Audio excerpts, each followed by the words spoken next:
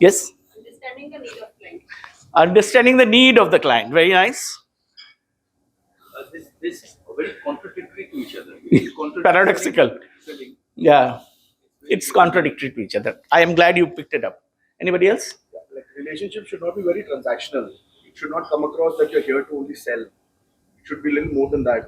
What is it? What is that more than that? I agree with you. Yeah, it should be more relationship based. You should be more understanding what the other person wants and then delivering on what you know. Excellent. If I'm selling something to you, you should not get a feeling that you're being sold something. Brilliant. Why are we doing this workshop? Everybody knows everything. Come on. Not selling. You don't sell, customer buys. Right. You have to give a solution what customer wants. Excellent. Well, I think everybody knows everything. So I will just refresh your memory. It's not more than that what I can say. So before I proceed anything, thank you very much for inviting me and to spend some time with you. And I believe in commencing relationships and nurturing them till the rest of the journey. And I'm sure today I will get to meet most of you, and hopefully we'll exchange our visiting cards and we will be in touch. Tanika has spoken a lot about us. I'll just quickly talk about our focus has been that whatever we do, we should help profitability. I'll give an example. Peerless Hospitals, which is a big hospital in Calcutta, once asked us to pitch for a training project. So after the end of the presentation, the CEO asked me, so it's all right, I mean, fine, you are going to train, but how do I know that it's working? So I gave very simple metrics. I said that all the indoor patients, when they are discharged, they fill up a feedback form and they give you a score out of 5, 10, whatever it is, what is called today the net promoter score.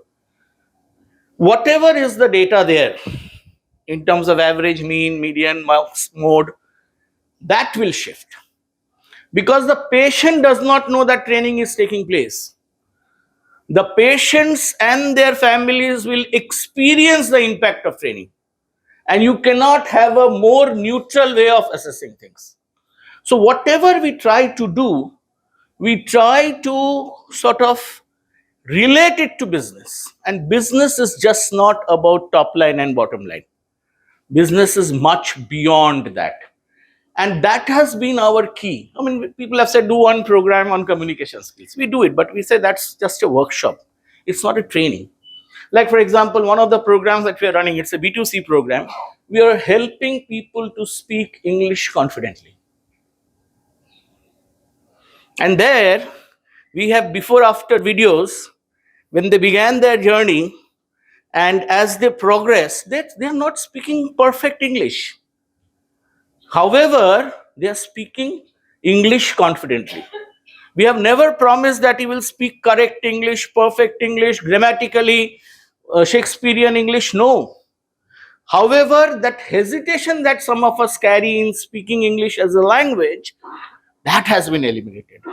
And you know, the paradox is, our theme is Bangla English Shikhun, or Hindi mein Angrezi Sikhiye. So the medium of instruction is Bangla for those who are conversant with Bangla, and in Hindi, those who are conversant in Hindi. The logic is very simple, that you have to use the language which you are comfortable with to learn a language which you can't speak confidently. Am I right or wrong? So if I want to learn French and the instruction is in French, how the hell will I learn? So therefore, the instruction is in Bangla and a lot of practice. So what we try to do is we want to make an impact in whatever we want to do. 4 areas: research, education, that's the English part, strategy and training. I mean, some of us have been fortunate enough to study in some of the most premier institutes in the world, both in India and abroad. IIT, IIM, Stanford, MIT. We do a lot of work with behavioral economics. We have done a leadership program for Toyota where we've used behavioral economics to identify biases in leaders quantifiably. Do you agree that all of us have biases? Yes. And do you also agree that biases influence decisions that we make? So if you're not aware of your biases, how do you go closer to a unbiased decision making. It can never be completely unbiased. So we've done that. So we use behavioral economics a lot. We are one of the gentleman who's the PhD from MIT Sloan. He has developed a psychology based tool which is meant for parenting. And depending on how old is your child, the engagement with the parents is different. So we are trying to offer variety of things which are not generally available in the market.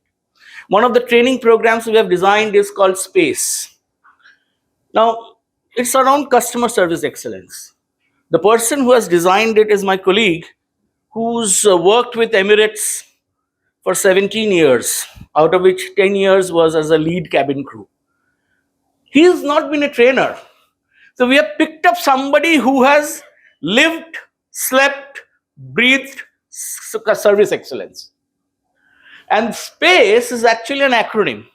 One of the mistakes people do in customer service, and that's contextual to what we're discussing today, is we breathe down upon the customer, thinking that that's excellent customer service. No, you have to give the customer space. You will notice if you go to a restaurant which is where the staff are well trained, the waiter will not stand on your head to look at what you're looking at the menu. But the person will be alert enough to be with you even if you call the person. Am I right or wrong? So the space is all about S is SOP driven working. SOPs exist in all organizations or most of the organizations. Our experience suggests it's hardly complied with. And why it is not complied with is where the problem lies. P is for proactive behavior and action.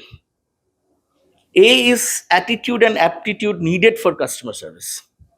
C is communication for customer service. And E is emotional intelligence at work. So that's a big program that we have designed. In fact, with Bimal's company, they have got a values which is called Earth. E stands for excellence. Now we are doing workshops on what is excellence. It's a word which all of us use. However, each of us have our own interpretations. Do you agree?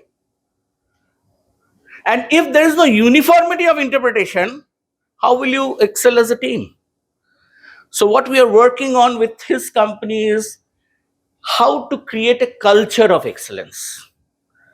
So we are doing a lot of interesting work in terms of things which could be useful. And some of us have worked with companies like the World Bank, McKinsey, and many other organizations.